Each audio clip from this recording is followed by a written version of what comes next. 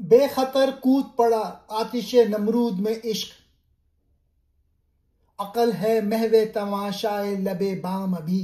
ये शेर इकबाल ने हजरत इब्राहिम के वाक़ये की तरफ इशारा करते हुए कहा है। हजरत इब्राहिम अलैहिस्सलाम ने इश्क इलाही की ताकत से नमरूद के जलते हुए अलाओं में भी बगैर किसी डर के छलांग लगा दी। यहां इश्क की कुव्वत को दिखाया गया है जो ईमान और यकीन की बुनियाद पर खतरात का मुकाबला करता है। दूसरे मिसरे में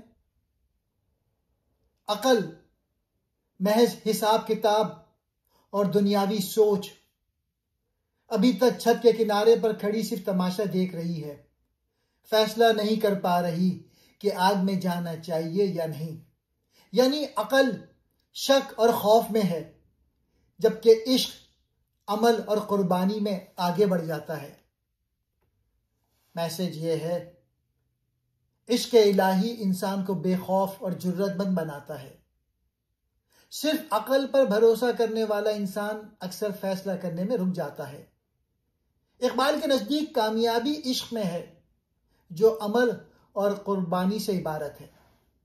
इश्क नमरूद की आग में भी बेखौफ, अकल अब भी किनारे पर खड़ी सोचती रह गई। सबक क्या है? जुर्रत अमल अकल से नहीं इश्क से आती है। मायने बेखतर बेखौफ होकर। आतिश नमरूद हजरत इब्राहिम के ज़माने के बादशाह नमरूद की भड़काई हुई आग जिसमें आपको डाला गया तो वो हुक्म खुदा से गुलजार बन गई। इश्क इशारा है हजरत इब्राहिम की तरफ जो महबूब हकीकी के इश्क से सरशार थे। महू मसरूफ डूबी हुई, तमाशाए लबे बाम छत पर नजारा करने का आलम। मतलब यही है कि हजरत इब्राहिम इश्क इलाही के तुफैल अंजाम की परवाह किए बगैर नमरूद की आग में कूद पड़े।